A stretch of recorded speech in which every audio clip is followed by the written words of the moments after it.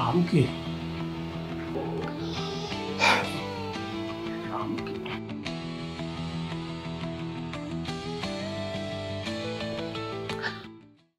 నమస్కారం. నడిగిరికి వణకం. గుర్రాజ్ గారు ఉన్నారండి? సత్తన్న అండి. సత్తన్న.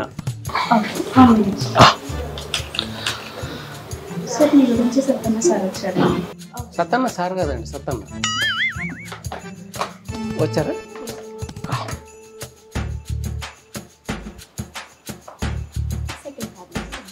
సెకండ్.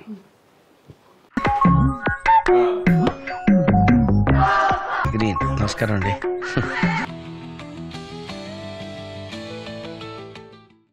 హాయ్, నమస్తే. సత్యన్న వచ్చారు, మళ్ళీ చేస్తా. నమస్తే సత్యన్న, నమస్తే. బాగున్నారా? బ్రహ్మాండం వల్ల చాలా రోజుల తర్వాత వస్తున్నాం. మీరు నేను బాగున్నావు, కానీ రియల్ ఎస్టేట్ బాగాలేనట్టుంది. అంటే రియల్ ఎస్టేట్ అనేది ఇక అది సముద్రం కదన్నా, లేస్తూ ఉంటుంది. పడే ఉందా ఇట్లా లేస్తుందా మళ్ళీ? ఏంటి బాబా అన్న, ఇంకోసారి అన్న. పడే ఉందా ఇట్లా లేస్తుందా మళ్ళీ? ఎట్లుంది కూడా రియల్ ఎస్టేట్ పడదన్నా, ఆగుతుంది.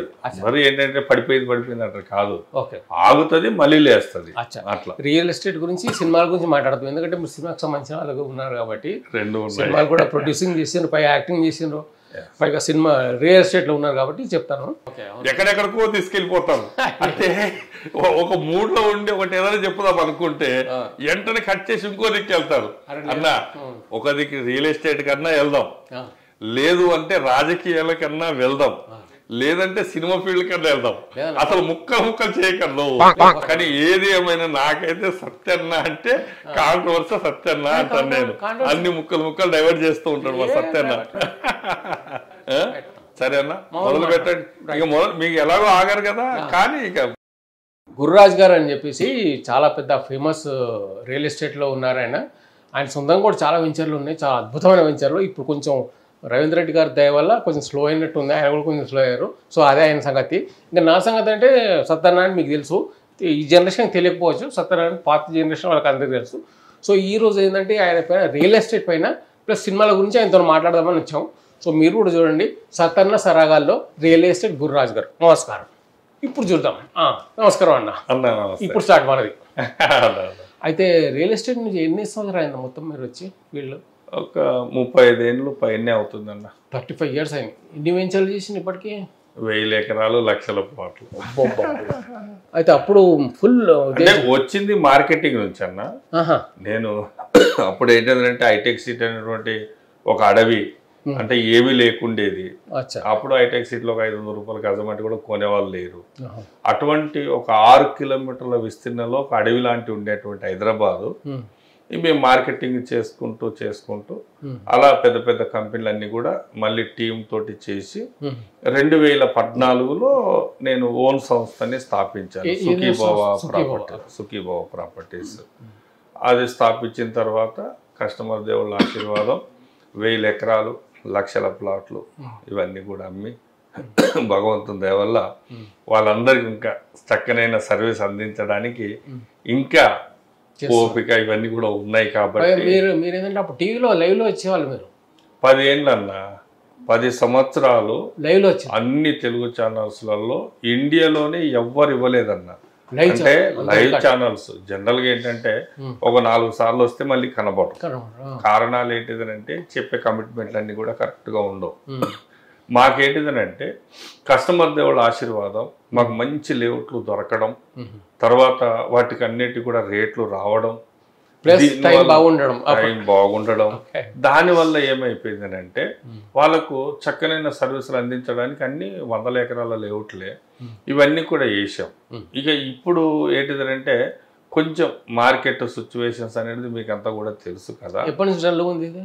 అంటే కరోనా తర్వాత 2019 తర్వాత అప్పటి నుంచి డల్ ఉంది. మరి కేసీఆర్ సార్ ఉన్నప్పుడు బాగుండే అని అంటారు. బాగుంది అంటే చాలా బాగుంది రియల్ ఎస్టేట్, ఇప్పుడు కూడా బాగుంది. అంటే వాస్తవంగా ఏంటంటే మాట్లాడుకున్నంత ఇది ఉండదు. కారణాలు ఏంటంటే ఒక్కొక్క రూట్కి ఒక్కొక్కసారి మార్కెట్ వస్తుంది.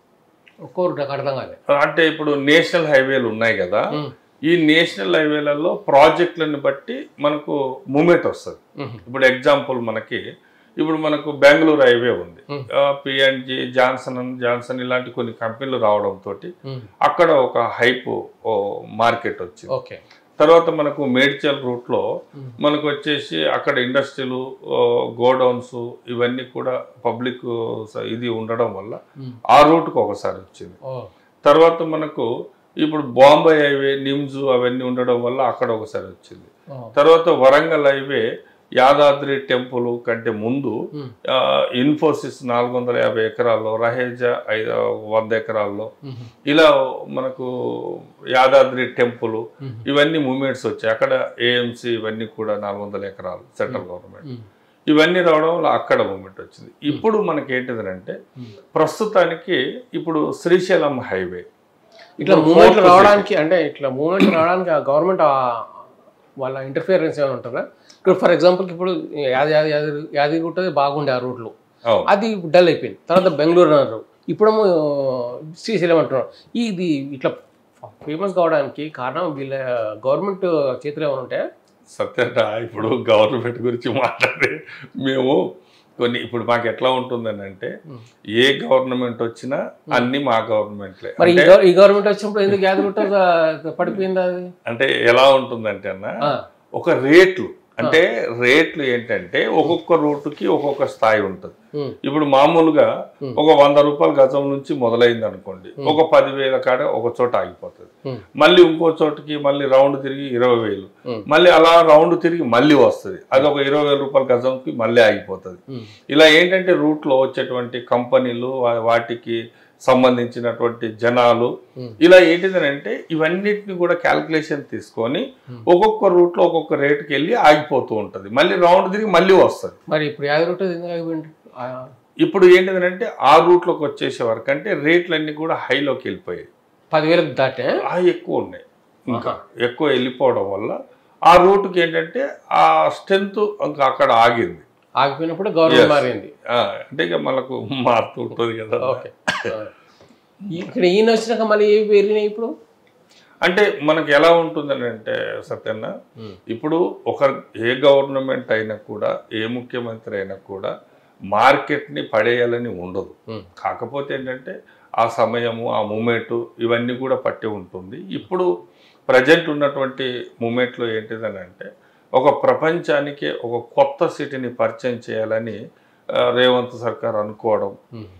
అందులో భాగంగా ఇప్పుడు మనకి ఏంటంటే ఇప్పుడు హైదరాబాదు, సికింద్రాబాదు, సైబరాబాదు ఇలాంటి కొన్ని 3 సిటీలుగా మనకు విభజించి ఇవన్నీ కూడా డెవలప్మెంట్ జరగడం జరిగింది. ఇప్పుడు మనకేంటంటే ఒక 4th సిటీ రూపంలో, అంటే 4వ హైదరాబాద్, ఈ 4వ సిటీ అనేది మనకు ఎయిర్పోర్ట్కి దగ్గరలో. జనరల్గా ఏంటిదనంటే ఇంతకుముందు విస్తరణలన్నీ ఎలా ఉండేయంటే మనకు ఫస్ట్ రైల్వే స్టేషన్కి ఎంత దూరం ఉంది అని అడిగేవాళ్ళు, ఆ తర్వాత బస్ స్టాండ్కి ఎంత దూరం ఉంది అని అడిగేవాళ్ళు. ఇప్పుడంతా కూడా ఎయిర్పోర్ట్కి ఎంత దూరం ఉంటుంది అని అడుగుతున్నారు. అంటే ప్రపంచం అంతా చిన్నగా అయిపోయింది. అంటే అంతే. ఇప్పుడు ఏమైపోయిందనంటే ఈరోజు ఫ్లైట్ ఎక్కుతున్నారు, ఒక కంట్రీలో టిఫిన్ చేస్తే ఇంకొక కంట్రీలో భోజనం చేస్తున్నారు. అంటే ఇలా అయిపోయింది అనమాట, ట్రావెలింగ్ అలా అయిపోయింది. ఇక పాత అంటే ఇప్పుడు ఇక ఎవరు, ఇప్పుడు ట్రైను తర్వాత మనకు వచ్చేసి ఇప్పుడు బస్సులు ఇవన్నీ తగ్గిపోయి ప్రతి ఒక్కరికి వెహికల్స్ ట్రావెలింగ్ వచ్చేసింది. ఈ ట్రావెలింగ్లో ఏమడుగుతున్నారు, ఎన్ని గంటల జర్నీ అని వచ్చేసింది. కాబట్టి ఇప్పుడు ఏంటిదంటే ఈ 4th సిటీ ఏదైతే ఉందో ఈ 4th సిటీని 30,000 ఎకరాల్లో ఆల్రెడీ తయారు చేస్తున్నారు. ఇది ఏదో హైదరాబాద్కే ఒక అందమైన సిటీ కాదు, ఇది ప్రపంచంలోనే ఒక మంచి, అంటే సిటీస్లలో ఒక నంబర్ 1 సిటీగా దీన్ని తయారు చేయాలనేది గవర్నమెంట్ ప్లానింగ్. దానికి తోడు మనకు అంత రోడ్డు, ఇంటర్నేషనల్ ఎయిర్పోర్ట్ దగ్గర ఉండడం, ఇవన్నీ కూడా మనకు రేవంత్ రెడ్డి గారు ప్లాన్ 4th సిటీ హైలైట్ చేద్దాం. ఈయనది హైలైట్ చేద్దామని ఏదో ఉన్నా కేసీఆర్ గారిది, అంటే కేసీఆర్ గారిది అలా, రేవంత్ రెడ్డిది ఇలా అనేది ఏమి ఉండదు. అట్లా అన్ని మొత్తం స్టేట్ అంతా వాళ్ళదే కదా, స్టేట్ మొత్తం దృష్టిలో పెట్టుకుంటారు. కాకపోతే ఏంటంటే ఒక్కొక్కసారి ఒక్కొక్క ప్రాజెక్ట్ ని, అంటే మనకు పెద్ద ప్రాజెక్ట్ ని తీసుకొని వస్తారు. ఇప్పుడు రేవంత్ గారు ఏంటంటే ఇప్పుడు మన 4th సిటీని దాని సిటీగా తీసుకొచ్చారు. కాబట్టి ఇప్పుడు రియల్ ఎస్టేట్ మార్కెట్ అంతా కూడా అక్కడనే ఎక్కువ ఉంది. ఓకే, అక్కడ అంత కబ్జాలు అన్నీ అవుతున్నాయని ఇక్కడ చాలా కబ్జాలు ఉండడం వల్ల ఆ కబ్జాలు ఇప్పుడు ఇక్కడ బాగుంది ఇక్కడ లేదన్న. ఇప్పుడు సత్యం అంటేనే మెల్లగా కాన్ఫరెన్స్ వెళ్తూ ఉంటారు. ఊరికే నాకు తెలిసింది అడుగుతున్నా. ఇక్కడ ఎట్లుందంటే ఇక్కడ కొండ ఉంటే కూడా ఆ కొండను కూడా చనువు చేసేసి దాన్ని అమ్మేసి. లేదన్న, మీరు అన్నది కరెక్టే. మనకేంటంటే 2000 సంవత్సరాల కంటే ముందు అప్పుడు అంతా ఈ జీపీ లేఅవుట్లు అవన్నీ ఉండడం వల్ల డబల్ రిజిస్ట్రేషన్స్, తర్వాత మనకు ఈ కొన్ని కబ్జాలు సిటీలు ఇవన్నీ జరిగాయి. కానీ ఇప్పుడు లేవన్న. ఎందుకు అనంటే ఇప్పుడంతా కంప్యూటర్ సిస్టమ్ వచ్చింది. ఇవన్నీ కూడా మీకు ఆధార్ కార్డు కానీ ఐడెంటిఫికేషన్, తర్వాత మీ ఫోటో, తంబు, ఇవన్నీ కూడా మనకు కంప్యూటర్లో స్కాన్ అవుతున్నాయి. ఒక్కసారి క్లిక్ చేస్తే అవన్నీ బయటకు వస్తాయి. కాబట్టి ఏంటిదనంటే కబ్జాలు అనేది మ్యాక్సిమం వెళ్ళిపోయినాయి అన్న, ఇప్పుడు లేవు. అంటే అంతా కూడా లీగలైజేషన్ వచ్చింది. తర్వాత ఇప్పుడు డిటిసిపి, హెచ్ఎండి, రేరా ఇవన్నీ కూడా ఇట్లా అప్రూవల్స్ ఉండడం వల్ల అంతా లీగల్గా అయిపోయింది. ఇప్పుడు ఎవరైనా కూడా ఎక్కడి నుంచి అయినా కూడా ధైర్యంగా కొనుక్కోవచ్చు. ఇంతకుముందేమో ఒకే ప్లాట్ మీద ఇప్పుడు 45 అమ్మేవాళ్ళు. మీరు కొనేవాళ్ళు, నేను కొనేవాడిని, అప్పుడు ఫోటో ఐడెంటిఫై లేదు కదా. ఇప్పుడు కంప్యూటర్లో సిస్టంలోకి వచ్చేసింది కదా కంప్యూటర్. కాబట్టి మనం ఏముంది, ఇప్పుడు డాక్యుమెంట్ నంబర్ కొడితే మనం ఆల్రెడీ మొత్తం ఇంట్లో కూర్చొని చూసుకోవచ్చు. కాబట్టి ఇప్పుడు ఆ లీగలైజేషన్ ఉంది కాబట్టి పర్ఫెక్ట్. ఇప్పుడు ఆ ప్రాబ్లం లేదు, అంతకుముందు లేకుండే. అంతకుముందు లేదు. అచ్చా, ఈ హైడ్రా సంగతి ఏందన్నా? హైడ్రా ఇప్పుడేం సలబడ్డది అంటే ఇప్పుడు ఒక్కొక్కసారి ఒక్కొక్క ప్రాజెక్టులు బాగు చేయడం అనే దాంట్లో భాగంగా కొన్ని తెస్తారన్న. ఇదేం బాగు చేద్దామని చెప్పి హైడ్రా అంటే ఇప్పుడు ఆల్రెడీ ఏదైతే మనకు మూసి ఉందో ఈ మూసిని అంతా కూడా తీసుకొచ్చి తర్వాత హైదరాబాద్కి ఏంటిదంటే చాలా మట్టుకు చెరువులన్నీ కూడా కబ్జాలు అయిపోయాయి. మనమంతా చూస్తున్నాం. వాటర్ ఇవన్నీ కూడా ప్రాబ్లమ్స్ అనేది అందరికీ వస్తుంది. అందులో తెచ్చింది ఒక మంచి పని. అంటే ఈ చెరువులు కబ్జాలు కాకుండా చేద్దామని ఆలోచన చాలా మంచిది. మూసిని క్లీన్ చేద్దామని, తర్వాత చెరువుల్ని ఎక్కడెక్కడ చెరువులు ఉన్నాయో వాటి కబ్జాలకు గురి అవ్వకుండా, కన్స్ట్రక్షన్ రాకుండా కాపాడదామని. కాకపోతే ఇక కొంతమంది ఉంటది కదన్న, ఇక పాజిటివ్ నెగిటివ్ అలా తీసుకొని వెళ్ళిపోతుంది. బట్ ఏదైనా మంచి పనే చేయాలనుకుంటారు. ఇప్పుడు గవర్నమెంట్ ఎలా ఉంటుంది, కొన్ని ప్రాజెక్టులు అనేది చేపట్టినప్పుడు ఇప్పుడు 4th సిటీ ఉంది, దాంట్లో ఇప్పుడు రెడీ అయిపోతే కొన్ని లక్షల మంది ఎంప్లాయ్మెంట్స్ వస్తుంది కదా. ఇప్పుడు స్కిల్ యూనివర్సిటీ ఉంది, ఇప్పుడు మహేంద్ర అని చైర్మన్గా ఇప్పుడు దాన్ని పెట్టారు. అంటే ఇలా ఏంటిది అది చేసినప్పుడు ఎంప్లాయ్మెంట్స్ అనేది అన్ని పెరుగుతాయి కదా. ఇప్పుడు ఏదైతే హైడ్రా అనేది ఉందో ఇప్పుడు ఇది ఏంటిది అంటే ఒక అంటే చెరువుల్ని కాపాడదామని ఒక దీని అంటే కొన్ని చేశారు. బట్ కొంత ఎలా ఉంటుంది అని అంటే అందులో కొంత మాస్ కూడా వస్తుంది కదా. అంటే ఇప్పుడు చెరువు పక్కన లేదనుకుంటే మన మూసి పక్కన కొన్ని గుడిసెలు అవన్నీ కూడా ఉంటాయి. ఇప్పుడు అది పెద్ద ప్రాజెక్ట్ అన్న, పెద్ద సబ్జెక్ట్. ఓకేనా, ఇప్పుడు ఆ లేపేటువంటి క్రమంలో సామాన్యులు అనేది కొంత ఇబ్బందులు పడుతుంటారు. కాబట్టి దానికి కూడా ఒక ప్రక్షాళన గవర్నమెంట్ అంటే ఇక ప్రస్తుతానికి ఏంటిదనంటే ఇప్పుడు ఎవరి అయితే ఈ పేదవాళ్ళు ఉన్నారో వాళ్ళని కొట్టకూడదు అని చెప్పేసి దానికి ఒక జీవోని అంటే ఇప్పుడు అంటే ఇప్పుడు వాళ్ళకి పెట్టినది కాన్సెప్ట్ వేరన్నా. ఎందుకనంటే ఈ మామూలుగా ముసి పక్కన ఉన్నటువంటి గుడిసెలన్నీ కూడా తీసి వాళ్ళకంతా కూడా ఇప్పుడు డబుల్ బెడ్రూమ్స్ అనేది పెట్టారు కదా, వాళ్ళకందరికి ఇవ్వాలనే ఇది ఉండే.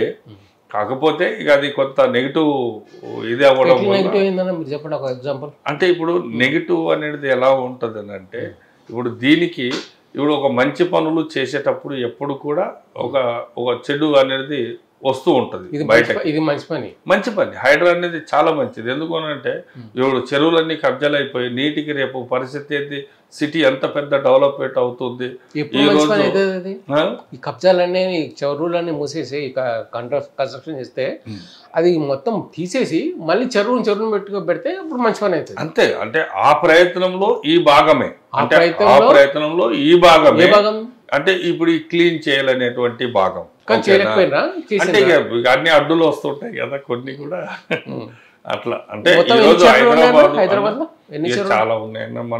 మనం చూసినటువంటి చెరువులు అన్ని ఒక అడవిలా ఉండేటువంటి ఒక హైదరాబాద్ ని ఎన్ని చెరువులు చుట్టుపక్కల ఉండేటి ఈ రోజు ఏం కనబడట్లేదు. అంటే మనం ఏంటిదంటే ఇప్పుడు ఈ చెరువులు అనేది మనకు కనబడట్లేదు. కానీ ఈరోజు ఒక ప్రపంచంలోనే ఒక మంచి నగరంగా గుర్తింపు పొంది హైదరాబాదు ఈరోజు కొన్ని వేల మంది అన్ని స్టేట్ల నుండి మీరు పక్కా రియల్ ఎస్టేట్ లాగా మాట్లాడుతున్నారు. లేదన్నా ఇక్కడ నష్టపోయింది జనాలు దాని గురించి మాట్లాడకుండా ఇప్పుడు ఏంటంటే ప్రపంచంలో మంచిగా అట్లా మాట్లాడుతున్నారు తీయగా. లేదు సత్యన్న, ఎందుకనంటే ఇప్పుడు వాస్తవంగా రియల్ ఎస్టేట్ అనేది ఎలా ఉంటుంది అంటే ఇప్పుడు మేము హైదరాబాద్లో రియల్ ఎస్టేట్ చేస్తూ ఉన్నాం. ఇప్పుడు ఒక గజము మేము 100 రూపాయలకి గజం అమ్మింది, అది ఎంత అవుతుంది అని అంటే ఏం చెప్తాము? అది డబల్ అవుతుంది, ట్రిపుల్ అవుతుంది అని చెప్తాం, కానీ ఎంతో పెరుగుతుందని చెప్పాం కదా. 100 రూపాయలకి గజం అమ్మినటువంటిది ఈరోజు 50,000 రూపాయలు గజం ఉందన్న. అసలు ఎన్ని రెట్లు పెరిగినట్టు? ఓకేనా? అయితే హైదరాబాదు ఇంత పెద్ద, ఇప్పుడు 6 కిలోమీటర్ల ఒక అడవిలో ఉన్నటువంటి హైదరాబాదు ఒక 60 కిలోమీటర్ల విస్తీర్ణలకి విస్తరించింది అని అంటే అంత ఆశమాషి కాదు. రెండోది, ఏదైనా ఇప్పుడు ఎలా ఉంటుంది అని అంటే మనం మీడియా అంతా కూడా నెగిటివ్ని ముందుకు తీసుకొచ్చేస్తుంది. అంటే లేదన్న పాజిటివ్ని కూడా తేవాలి. నేనేమంటానంటే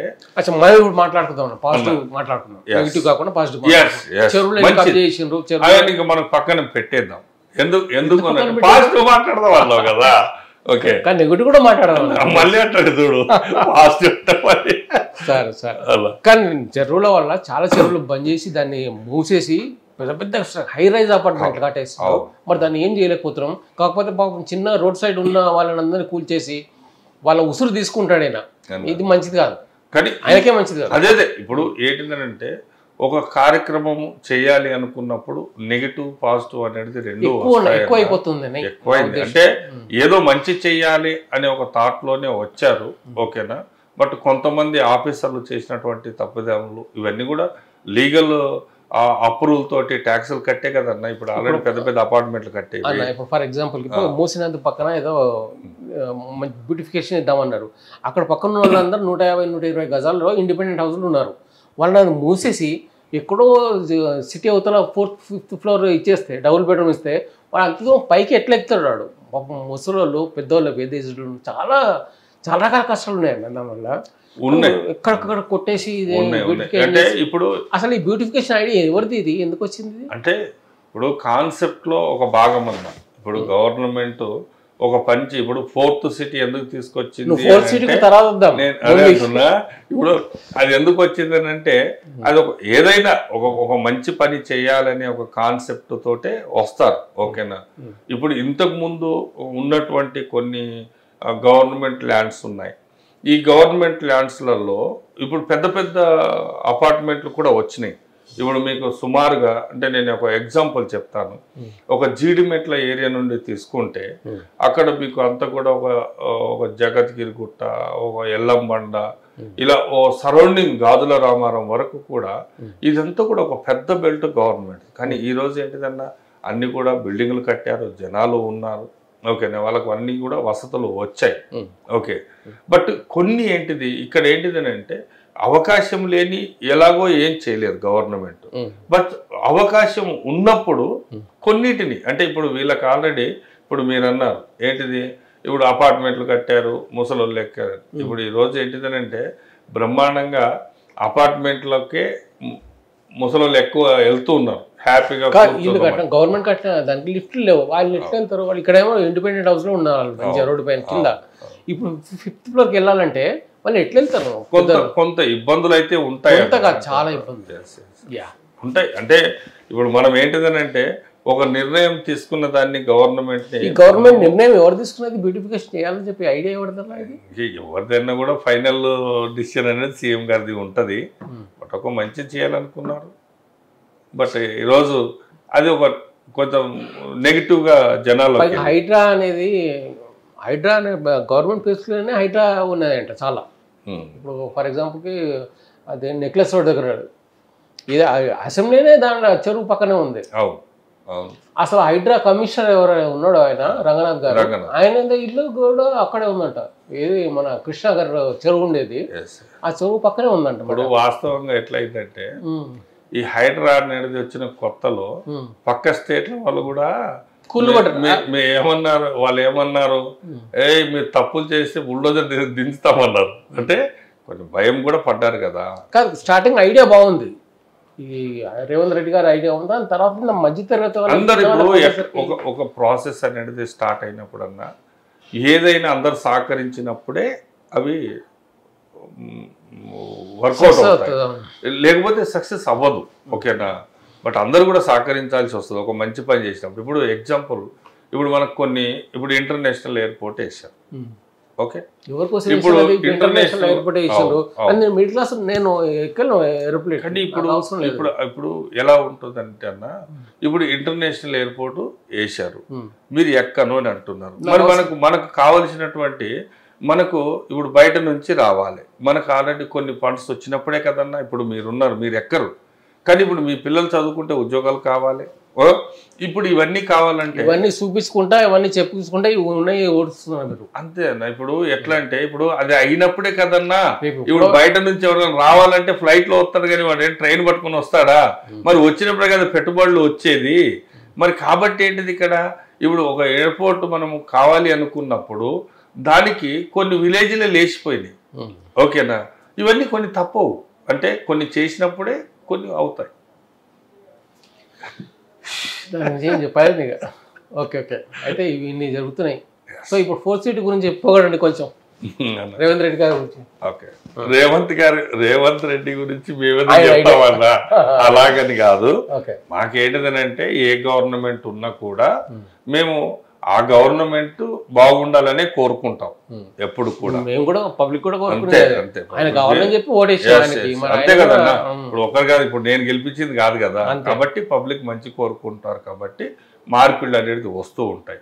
సో పోతే ఇప్పుడు ఈ 4th సిటీ గురించి మనం చెప్పుకుంటే, ఇప్పుడు హైదరాబాద్ ఏదైతే ఉందో హైదరాబాద్ అంతా కూడా ప్లానింగ్ లేకుండా పెరిగినటువంటి హైదరాబాద్. అంటే అక్కడనే ఒక గుడిసె ఉంటుంది, పక్కన ఒక చిన్న ఇల్లు ఉంటుంది, పక్కన టవర్ ఉంటుంది, దాని పక్కన స్పోర్ట్స్ ఉంటుంది.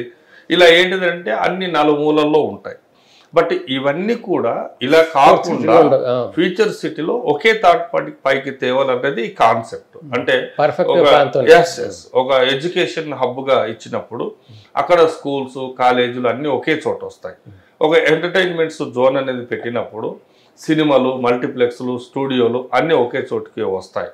ఒక మనకు హాస్పిటల్స్ అవి పెట్టినప్పుడు ఫార్మర్స్ అంతా కూడా ఒకే చోటుకు వస్తుంది. ఇలా ఏంటిదని అంటే ఇవన్నీ కూడా టోటల్ ప్లాన్డ్ గా చేసినటువంటిది. ఇప్పుడు ఆల్రెడీ ఇప్పుడు మలక్పేట్ మనకు రేస్ కోర్ట్ ఉంది. ఇప్పుడు రేస్ కోర్ట్ ని కూడా స్పోర్ట్స్ సిటీలోకి మారుస్తున్నారు. వాళ్ళకి కూడా 250 ఎకరాలు ఇచ్చారు. తర్వాత ఇంటర్నేషనల్ ట్రేడ్ సెంటర్ కూడా ఇప్పుడు ఆల్రెడీ మనకు ల్యాండ్ ఇచ్చారు. మొత్తం ట్రేడింగ్ కూడా మనకు అక్కడ నుంచి ఉంటుంది. ఇలా ఏంటిదని అంటే అన్ని కంపెనీలని అక్కడ దింపుతూ రెసిడెన్షియల్ కూడా ఇచ్చారు. రెసిడెన్షియల్ కూడా ఏంటిదనంటే అక్కడ ఏంటిదనంటే ఎక్కడ విల్లాలు ఉండాలి, ఎక్కడ టవర్స్ ఉండాలి, ఎక్కడ అపార్ట్మెంట్స్ ఉండాలి, ఇలా అన్ని కూడా ఆ ఏరియాలోనే ఉంటాయి. అంటే ఒక దాని నుంచి ఇంకొక దానికి రావు. ఓకేనా? కాబట్టి ఏంటిది టోటల్ ప్లానింగ్ మీద ఉంది. కాబట్టి అక్కడ దాకా ఇప్పుడు మనకు మెట్రో ట్రైన్ కూడా 4th సిటీ వరకు తీసుకెళ్లడం, తర్వాత ఒక లక్కీగా ఏంటిదని అంటే మనకు ఎయిర్పోర్ట్ కూడా 4th సిటీకి దగ్గర ఉండడం, తర్వాత ఏదైతే శ్రీశైలం హైవే ఉందో ఈ శ్రీశైలం హైవే తిరుపతి వరకు ఇది కనెక్ట్ చేస్తున్న రోడ్డు 6 లైన్ అవుతుంది. ఈ 6 లైన్ అవ్వడం వల్ల మనకు సోమశీల కృష్ణానది మీద పెద్ద బ్రిడ్జి వేస్తున్నారు, తీగల బ్రిడ్జి అని చెప్పి. ఇది ప్రపంచంలోనే 2వది, ఏషియా ఖండంలోనే ఫస్ట్ది. ఇది సెంట్రల్ గవర్నమెంట్ ప్రాజెక్ట్. తర్వాత మనకు శ్రీశైలానికి కూడా మనకు ఇప్పుడు ఘాట్ రోడ్ ఉంది, నైట్ లో వెళ్ళనివ్వరు. కానీ ఇప్పుడు ఏంటిదంటే 55 కిలోమీటర్లు ఫ్లైఓవర్ వేస్తున్నారు. ఈ ఫ్లైఓవర్ వేయడం వల్ల డే నైట్స్ నడుస్తాయి, కింద ఆల్రెడీ జంతువులు తిరుగుతాయి. ఇప్పుడు ఏదైతే మనకు ఈ శ్రీశైలం హైవే తిరుగుతాయి జంతువులు అంటే ఇప్పుడు మరి ఇప్పుడు వాటికి హాని కలుగుతుందనే కదా నైట్ లో వెళ్ళనివ్వరు. కాబట్టి ఏంటంటే ఇప్పుడు ఫ్లైఓవర్ రావడం వల్ల అది పోతుంది. తర్వాత ఇప్పుడు ఏదైతే ఈ 4th సిటీ అనేది ఇప్పుడు మనకు ఉందో ఇప్పుడు తిరుపతి వరకు రోడ్ ఉందో ఇది బెంగళూరు హైవేని కనెక్ట్ చేస్తున్నారు రోడ్. ఎందుకునంటే 100 కిలోమీటర్ డిస్టెన్స్ తగ్గడం వల్ల. ఇదంతా ఎప్పుడు అవైలబుల్ తీసుకుంటే ఇప్పుడు ఆల్రెడీ వర్క్లు స్టార్ట్ అయినాయి అన్న. ఇప్పుడు ఆల్రెడీ తిరుపతి అంటే 5 years 10 years కూడా పట్టకపోవచ్చు అన్న. అంటే కొన్ని వర్క్స్ అయితే స్టార్ట్ అయ్యాయి. ఇప్పుడు టోటల్ కంప్లీట్ అవ్వడానికి టైం పట్టొచ్చు మీరు అన్నట్టు 10 years. కానీ ఇది 10 years వరకు అంటే వర్క్లు ఆన్ డేట్ లో ప్రోగ్రెస్ లో ఉన్నాయి. ఇప్పుడు ఆల్రెడీ ఒక 7 కంపెనీస్ దిగాయి, ఇంకా మిగతా దిగుతూ ఉన్నాయి. ఇప్పుడు తిరుపతి వరకు రోడ్ కూడా ఎక్స్టెండ్ చేస్తూనే ఉన్నారు. సోమశిల దగ్గర కూడా వర్కులు జరుగుతూ ఉన్నాయి. ఇప్పుడు ఇవన్నీ 1 by 1 వర్కులు అన్ని కూడా జరుగుతున్నాయి అన్న. అట్లా సో ఇక్కడ వాళ్ళు మళ్ళీ అక్కడ పోయి సెటిల్ కావటం, మళ్ళీ జాబ్లో అన్ని చూసుకోవాలి అన్ని. అంటే ఇప్పుడు ఏంటిదనంటే అన్న, ఇప్పుడు ఎలా ఉంటుంది అని అంటే, ఇప్పుడు మనకు ఒక ప్రాజెక్ట్ని బట్టి మిగతా అంతా కూడా రెసిడెన్షియల్ అనేది పెరుగుతూ ఉంటుంది. ఇప్పుడు హైటెక్ సిటీ వచ్చింది. ఇప్పుడు హైటెక్ సిటీ వచ్చింది కాబట్టి ఒక 3 ఎకరాల్లో కట్టారు కాబట్టి 30 కిలోమీటర్ల వరకు రెసిడెన్షియల్ వచ్చింది. దానికి తోడు ఆల్రెడీ పెద్ద పెద్ద కంపెనీస్ వచ్చాయి. ఓకేనా? అట్లా కాబట్టి ఏంటంటే రేపు ఇది 30,000 ఎకరాల్లో వచ్చేటువంటి ప్రాజెక్టు ఆ చుట్టుపక్కలంతా కూడా ఎవరైనా పెట్టుబడులు పెట్టిన వాళ్ళకి అందరికీ లాభాలు వస్తాయి. ఇప్పుడు ఈ రోజు వరకు 35 సంవత్సరాల అనుభవంలో మేము వేసిన ఎక్కడ లేఅవుట్ కూడా నష్టపోలే. ఆ నష్టపోయే చోట మేము వేయం. కాబట్టి ఏంటిది, ఇప్పుడు ఈ రూట్లో 4th సిటీ వస్తుంది కాబట్టి ఇప్పుడు నేను రామ్కీతో టైప్ అయ్యాను. ఇప్పుడు 100 ఎకరాల లేఅవుట్, అది కూడా 100 ఫీట్ల రోడ్ ఫేసింగ్. ఓకే, కాబట్టి ఏంటిది ఇక్కడ రేట్లు వస్తాయనే ఉద్దేశంతో మనం ఆల్రెడీ ఇక్కడ వేయడం జరిగింది. అదే ఇప్పుడు మనకు 100 ఎకరాలు రిలీజ్ చేసాం 4th సిటీ దగ్గర. కాబట్టి రేపు ఆల్రెడీ రేట్లు కూడా బాగా వస్తాయి కాబట్టి పెట్టుబడులు అనేది బ్రహ్మాండంగా పెట్టచ్చు. అదేనా? సో అది ఆ రకంగా 4th సిటీ సక్సెస్ అవుతుంది. ఇంకో 5-10 years లో ఫుల్ సెటిల్డ్ అయిపోతారు టోటల్. ఇప్పుడు ఏంది 4th సిటీ అంటే 3rd సిటీ ఏంటిది? సైబరాబాద్. అంటే హైదరాబాదు, సికింద్రాబాదు, సైబరాబాదు, 4వ city 4th future city. Okay, ఇప్పుడు హైదరాబాద్ గురించి మాట్లాడుకుంటే హైదరాబాద్ కమ్స్ అండర్ తెలంగాణ కదా. ఈ తెలంగాణలో ఎట్లుందంటే హైదరాబాద్లో 80% ఆఫ్ వాళ్ళు తెలంగాణ వాళ్ళు లేరు. ఇక్కడ హైదరాబాద్లో తెలంగాణ వాళ్ళు లేరు. ఇది మటుకు నిజం. ఇప్పుడు ఇంతకుముందు అంటే మైనారిటీ, హైదరాబాద్లో మైనారిటీ ఎవరంటే ముస్లిమ్స్ వాళ్ళు అనేవాళ్ళు. ముస్లిమ్స్ వాళ్ళ తర్వాత మిగతా తెలుగు వాళ్ళు. ఇప్పుడు మైనారిటీ అంటే ముస్లిమ్స్ వాళ్ళు ప్లస్ తెలుగు వాళ్ళు. అయితే హైదరాబాద్లో తెలంగాణ వాళ్ళు తగ్గిపోయినారు. అసలు ఎవరు లేరు ఇక్కడ మ్యాక్సిమం నాకు తెలిసి. మిగతా అంతా వేరే ప్రాంతాల నుంచి వచ్చి ఉన్నారు. తెలంగాణ వాళ్ళు అనేది క్యాపిటల్ సిటీ అనేది హైదరాబాద్లో ఎవరు లేరు. దీన్ని మీరు ఏమంటారు, ఒప్పుకుంటారా లేదా? సత్యం 100%. ఇప్పుడు వీళ్ళు ఏమైనా ఎందుకు చెప్తా. ఇప్పుడు హైదరాబాదు అమ్మ లాంటిది. ఇక్కడ హైదరాబాద్లో భాష లేదు, లాంగ్వేజ్ లేదు, ఏమీ లేదన్న. ఎందుకు అనంటే ఇక్కడ వాతావరణం అనేది సమపాలనలో ఉంటుంది. అంటే ప్రతి చోట ఒక చోట వర్షం ఎక్కువ ఉంటే, ఒక చోట ఎండ ఎక్కువ ఉంటే, ఒక చోట చలి గడ్డలు కట్టుకుపోతుంటుంది. కానీ హైదరాబాద్కు వచ్చే వరకు అంటే వాతావరణం సమపాలనలో ఉంటుంది. ఏ ఏరియా నుంచి ఏ మూల నుండి వచ్చినా ఇక్కడ చక్కగా బతకగలుగుతారు. అందుకని ఏంటంటే ఇండియాలో తెలంగాణ వాళ్ళు ఇక్కడ నుంచి వెళ్ళిపోలేదు అన్న. కాంట్రవర్సీకి రాకండి. వెళ్ళిపోలేదు అంటే ఎవరు వెళ్ళగొట్టలేదు, వెళ్ళిపోలేదు. కాకపోతే ఏంటిదనంటే తెలంగాణలో ఉన్న వాళ్ళు ఇంకా బాగుపడి విదేశాలకు వెళ్ళారు. అంటే వాళ్ళు అమెరికాలో కానీ ఆస్ట్రేలియాలో కానీ ఈరోజు ఉద్యోగాలు చేస్తున్నారన్న పిల్లలు. మా బాబు కూడా అక్కడ ఉన్నాడు, న్యూజెర్సీలో ఉన్నాడు, అమెరికాలో. కాబట్టి ఏంటిదనంటే అప్పుడు ఇక్కడంతా కూడా మేము చూసింది దొరల పాలన ఉండేది. ఈ దొరల పాలనలో ఉన్నప్పుడు ఇప్పుడు బానిసలుగా ఉండేవాళ్ళు. అప్పుడు అక్కడ మేము ఎన్టీ రామారావు అనేటువంటి ఒక మహానుభావుడు రావడంతో ఆ దొరల్ని మేము వ్యతిరేకించాము. అందులో నేను ఉన్నాను. ఊర్లో బహిష్కరించబడ్డాము. అక్కడి నుంచి ఏంటిదనంటే అన్ని మెరుగుపడి పిల్లలంతా చదువుకొని ఈరోజు మంచి ఎడ్యుకేషన్కు ఇదై అంతా దేశ విదేశాల్లో ఉన్నారు. తర్వాత మన హైదరాబాద్ ఇంత పెద్దగా అవ్వడానికి గల కారణాలు ఏంటిదనంటే అన్ని రాష్ట్రాలు అన్న తెలంగాణ వాళ్ళు వెళ్ళిపోవడం కాదన్నా, తెలంగాణ వాళ్ళకి చదువుకొని వాళ్ళు చక్కనైన ఉద్యోగాలు చేయడానికి విదేశాలకు వెళ్ళారు. ఎక్కడ వలస వెళ్ళలేదు. కానీ ఇక్కడ హైదరాబాద్కే అన్ని రాష్ట్రాల నుండి వలస వస్తూ ఉన్నారు. ఎందుకు వస్తున్నారు అని అంటే ఇక్కడ ఆల్రెడీ మంది ఇన్ఫ్రాస్ట్రక్చర్స్ అంతా కూడా డెవలప్ అవ్వడం, ఇక్కడ వాతావరణం బాగుండడం వల్ల నలుమూలల నుండి అన్ని రాష్ట్రాల వాళ్ళు వస్తున్నారు. ఇక్కడ నలుగురు నుండి వస్తున్నారు, ఇక్కడ వాళ్ళు విదేశాలకు వెళ్ళిపోతున్నారు. వెళ్ళిపోలేదన్నా, ఇక్కడ వాళ్ళు ఎవరు వెళ్ళిపోలేదు. కాయట్లేదు, అందరు వెళ్ళిపోయింది అంటున్నాను. ఇంట్లో నుంచి మీ అబ్బాయి కూడా వెళ్ళిపోయిండు అంటే లేదన్నా. ఇప్పుడు వెళ్ళిపోయారు అని అంటే మీరు వెళ్ళిపోయారన్న దానికి నేను కొందరు ఉద్యోగాల రీత్యా వెళ్ళారు అంటున్నాను. సో మైనారిటీ అని ఒప్పుకుంటారా? తెలంగాణ వాళ్ళు, హైదరాబాద్ లో తెలంగాణ వాళ్ళు మైనారిటీ అంటే ఒప్పుకుంటారా? ఇప్పుడు మీకు సమాధానాలు చెప్పడానికి వచ్చేది చేస్తా ఉన్నారు అంటే నాకు అనిపిస్తున్న క్వశ్చన్ అది. అవునా కాదా? అంతే, దానికి ఎక్స్ప్రెషన్ వద్దు. అవునా కాదా? సరే, దానికి నేను సమాధానం చెప్పలేను కానీ ఓకే. అయితే ఇక్కడ ఏంటిదనంటే హైదరాబాదు ఇంత పెద్ద విస్తీర్ణంలోకి డెవలప్ అవ్వడానికి ఇక్కడ ఫస్ట్ నెంబర్ 1 ఒక వాతావరణం, రెండోది ఇక్కడ పెద్ద పెద్ద కంపెనీల వాళ్ళు ఇక్కడికి రావడం, ఓకేనా, అక్కడ ఉద్యోగాలకి అంటే ఉండడం, దాని రీత్యా పక్క రాష్ట్రం నుంచి రావడం. హైదరాబాద్ ఎలా ఉంది అని అంటే కన్న తల్లి లాంటిదని ఎందుకన్నాను అంటే కడుపు చేతుల పట్టుకొని వస్తే అంటే వారికి 3 పూటలు తినని వానికి కూడా హైదరాబాద్ వస్తే ఒక కూలిగా అవకాశం దొరుకుతుంది. అదే ఒకవేళ ఎక్కడైనా డబ్బులు సంపాదించి ఇక్కడికి వస్తే వ్యాపారం దొరుకుతుంది, చదువుకొని ఇక్కడికి వస్తే ఉద్యోగాలు. ఇలా ఏంటిదనంటే అన్ని రకాల వాళ్ళు ఇక్కడికి రావడానికి గల కారణాలు ఏంటిదనంటే ఇక్కడ వాతావరణం, ఇక్కడ అందరు కూడా ఉంటుంది కాబట్టి భాష లేదు. ఇప్పుడు మనకు హైటెక్ సిటీ గచ్చిబౌలి సరౌండింగ్లో ఏరియాలో వెళ్తే అన్ని భాషలు మాట్లాడతారు, ఓకేనా. ఇప్పుడు ఎలా ఉంటుందని అంటే మనము ఇండియన్స్ మనం ఇండియన్స్, మన తెలంగాణ ఒకటేని కాదు, అంటే ఒక రాష్ట్రంగా మనం విభజించుకున్నాం కానీ మన రక్తంలో ప్రవర్తిస్తున్నది అంతా కూడా ఇండియన్స్, ఓకేనా. మొన్న ఇండియా పాకిస్తాన్ వారైతే మనం అందరూ అంటే అన్ని రాష్ట్రాల వాళ్ళు, కానీ ఇది నా రాష్ట్రం అని మనం అనుకోలేదు కదా, నా దేశం అనుకున్నాం కదా. కాబట్టి ఏంటంటే మనం ఇండియన్స్, ఇక్కడ మన ఇండియాలో ఉన్న వాళ్ళందరికీ కూడా మనకు ఉద్యోగాలు రావడం, పెద్ద పెద్ద కంపెనీలు కూడా ఇక్కడికి రావడం, ఓకేనా. మనం అందరం కూడా ఆనందించాల్సినటువంటి సమయం. తర్వాత ఇప్పుడు రియల్ ఎస్టేటు చాలామంది ఏదేదో రకాలుగా ఛానల్స్లో దీంట్లో డమాల్ ఏదో అంటుంటారు, కానీ ఎప్పుడు కూడా రియల్ ఎస్టేట్ పడదు, ఆగుతుంది. అంటే ఎప్పుడు కూడా సగం రేటుకు అమ్మిన దాఖలాలు ఎవరీ లేవు, బట్ ఆగుతుంది.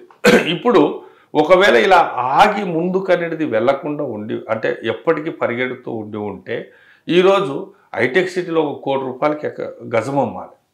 ఎందుకు అనంటే పెరుగుతూనే ఉంటుంది కదా, ఆగడం వల్ల, ఓకేనా. ఈరోజు ఆ సరౌండింగ్ ఏరియాలో 5 లక్షల రూపాయలకి గజం దొరుకుతుంది, ఓకేనా. ఎప్పుడు కూడా మార్కెట్ అనేది పరిగెడుతుంది, ఆగుతుంది. కాబట్టి ఏంటిది రియల్ ఎస్టేట్ అనేది ఇది ఎప్పటికీ ఉండేది, ఓకే. ఇప్పుడు అన్లిమిటెడ్, అంటే అన్లిమిటెడ్గా మనం ఇన్వెస్ట్మెంట్ పెట్టేది ఒక భూమి మీదనే. ఎంత డబ్బు ఉంటే అంత ఎకరా లెక్క కొనుక్కుంటామా, గజాల లెక్క కొనుక్కుంటామా, ప్రైమ్ ఏరియా కొనుక్కుంటామా, లేదు ఒక సామాన్యుడి నుండి ఒక పెద్ద మల్టీ మిలియనర్ వరకు కూడా పెట్టుబడులు పెట్టడానికి ఒక రియల్ ఎస్టేట్లోనే స్కోప్ ఉంటుంది. ఇంకోటి చిన్న మాట అంట, మొత్తం గత ప్రభుత్వం మొత్తం అంతా కబ్జా చేసి అంతా ఎక్కడిదక్కడ స్థలాన్ని తీసేసుకొని మొత్తం అంతా కబ్జా చేసేసిందంట అంట. ఇప్పుడు ఈయనకేమో కబ్జా చేద్దామంటే ఇది లేదు, కొందామంటే ఇది లేదు. ఈయన ఏం చేస్తున్నాడంటే ఉన్నాయి కానీ కాల్ చేపించేసి ఎల్ఆర్ఎస్ ఉన్నది, అందుకు కరెంట్ బిల్ ఉంది, నల్ల బిల్లు అన్నీ ఉన్నా కూడా అన్నీ కట్ చేసేస్తున్నాడంట ఈయన, వేరే లేవంట. అవునా, నిజమా? ఇప్పుడు ఒకటన్నా, ఇప్పుడు ఎలా ఉంటుంది అని అంటే ఒక గవర్నమెంట్ దిగిపోయినప్పుడు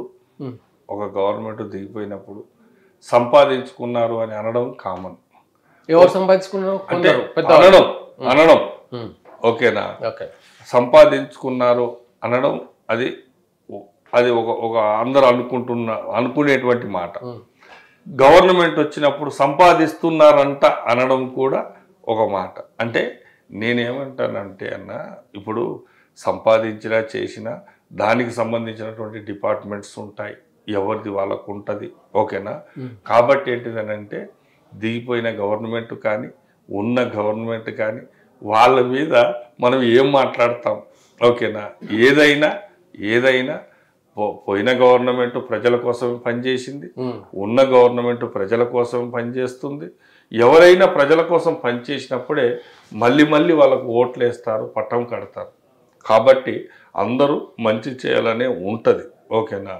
కాబట్టి ఏంటంటే ఇప్పుడు మనకు రియల్ ఎస్టేట్ ప్రజల కోసం పనిచేసినప్పుడు లాస్ట్ టైం గవర్నమెంట్ ఎందుకు వేయలేదన్నా? వాళ్ళు పని చేయలేదా? అంటే ఇంకో కొత్త గవర్నమెంట్ వస్తే వాళ్ళు బాగా చేస్తారేమో అని. ఇప్పుడు మళ్ళీ నెక్స్ట్ టైం కొత్త గవర్నమెంట్ వస్తుంది మనకి ఏంటంటే దాడి అట్లా అనుకుంటే ఇప్పుడు కేసీఆర్ 2 సార్లు గెలిపించారు. 2 సార్లు అంటే చేస్తాడేమో అని చెప్పి అనుకున్నారేమో. అంతే. చేయకపోయేసరికి ఈయన చేస్తాడేమో, బాగా చేస్తాడేమో అని చెప్పి ఈయన రేపు చెప్పలేము కదా. రేపు ఈయనకు వేయొచ్చు, ఆయనకు వేయొచ్చు. రేపటి సంగతి నీకు మీకు అంచనా అయింది ఏదన్నా? రేపు నెక్స్ట్ టైం అనేది మాకు ఎట్లా ఉంటుందన్న, మేము వ్యాపారస్తులం, మాకు గవర్నమెంట్తో సంబంధమే ఉండదు. ఏ గవర్నమెంట్ రూలింగ్లో ఉంటే ఆ గవర్నమెంటే మేము ఆల్రెడీ సపోర్ట్ చేసుకుంటూ వెళ్తాం. ఓకేనా? కాబట్టి ఏ గవర్నమెంట్ మారినా మాకేమి ఇది ఉండదన్న. ఓకేనా? పబ్లిక్ మీద ఆధారపడి ఉంటుంది కదా. ఓకేనా? ఏదైనా మాకంతా కూడా ఫోకస్ అంతా కూడా ఏంటిది, మాకు రియల్ ఎస్టేట్ మీద ఉంటుంది. మాకంతా కూడా ఈ 2 వింగులు ఉన్నాయి. ఒకటేమో రియల్ ఎస్టేట్, రెండోదేమో సినిమా. కాబట్టి ఏంటిదంటే వీటి మీదనే పనిచేస్తాం. కాబట్టి మాకెప్పుడు కూడా గవర్నమెంట్ మీద అలా ఉండదన్న. ఈరోజు అప్పుడు ఎట్లా ఉండేదనంటే, ఇంతకుముందు జీపీ లేఅవుట్స్ ఉన్నప్పుడు ఎవరో అందరూ భయపెట్టేది అవన్నీ ఉండేది. ఈ రోజుల్లో అవి లేవన్న. ఎందుకనంటే మనకంతా కూడా ఇప్పుడు లీగల్గా ట్యాక్స్లు అంతా కూడా కడుతున్నాం, కన్వర్షన్స్ అన్నీ అవుతున్నాయి, అప్రూవల్స్ వస్తున్నాయి, ఎల్పీ నంబర్లు ఉంటున్నాయి. కాబట్టి మాకు ఇప్పుడు ఆ ప్రాబ్లమ్స్ అనేది లేదు. ఓకేనా? ఇంతకుముందు భయపెట్టినట్టు ఇప్పుడు ఏం లేదు. ఇప్పుడు అంతా కూడా లీగల్ ఇది ఉంది. కాబట్టి ఇంతకుముందు అంటే మీరు చెప్పారు కదా, ఏ గవర్నమెంట్ కాదు అంటే 2000కి లోపల మీరు అన్నప్పుడు ఏంటంటే అప్పుడు ఆల్రెడీ లీగల్ గా ఇవన్నీ ఉండేవి కాదు కదా. ఆధార్ అవన్నీ అని కూడా లేవు. కాబట్టి అప్పుడంతా కూడా లీగల్ గా జీపీ లేఅవుట్స్ ఉన్నప్పుడు. బట్ ఎప్పుడైతే మనకు ఇవన్నీ కూడా లీగల్ గా వచ్చాయో, కంప్యూటర్ యుగం వచ్చిందో, ఇప్పుడు మనకు వీటికి కూడా ఫీజులు కడుతున్నాం కదా. కాబట్టి మనకంతా డిటిసిపి కానీ, హెచ్ఎండిఏ కానీ, ఇవన్నీ కూడా జిహెచ్ఎంసీ కానీ, ఇవన్నీ కూడా మనకు లీగల్గా ఉన్నాయి. ఇప్పుడు ఏ ప్రాబ్లం. ఓకే, అదేనా. సో మీతో మాట్లాడుతుంటే కొత్త క్వశ్చన్లు అడగబుద్ధి అయితే లేదు. అంటే ఫర్గా మాట్లాడుతున్నారు, మీరు నిజాలు మాట్లాడుతున్నారు, నిజం చెప్పట్లేదు, మీరు దాస్తున్నారు, కమర్షియల్ అయిపోతున్నారు. లేదన్న, నేను మాట్లాడుతున్నదంతా కూడా నిజాలే. ఓకే, మనం ఈ సినిమా ఇది రాజకీయ రంగం తీసేసి మీ రియల్ ఎస్టేట్ పక్కన పెట్టేసి, ఇప్పుడు రియల్ ఎస్టేట్ సంగతి అంటే 4th ఫ్లోర్ బాగా, 4th సిటీ బాగా జరుగుతుంది, అక్కడ పెట్టుబడి పెడితే మంచిగా ఉంటుంది. అసలు ఇంకో క్వశ్చన్, ఇప్పుడు ఈ హై రైజ్ అపార్ట్మెంట్లో ఉంటుంది కదా, అది తీసుకోవద్దు అని అంటున్నారు, కరెక్ట్ అన్న? హై రైజ్లో తీసుకుంటే మంచిదా, తీసుకోకపోతే మంచిదా? ఇప్పుడు ఎలా ఉంటుందంటే అన్న, ఇప్పుడు మనము గతంలో మనం చూసాం, ఒక చిన్న గుడిసెలు ఉండేవి, గుడిసెల నుంచి ఇల్లు కట్టుకున్నాం, ఇల్లు నుంచి మనకు డూప్లెక్స్లు వచ్చాయి, విల్లాలు, అక్కడి నుంచి అపార్ట్మెంట్లు వచ్చాయి, అపార్ట్మెంట్ల నుంచి టవర్స్ వచ్చాయి, ఇప్పుడు ఏకంగా స్కై విల్లాలన్నీ వస్తున్నాయి.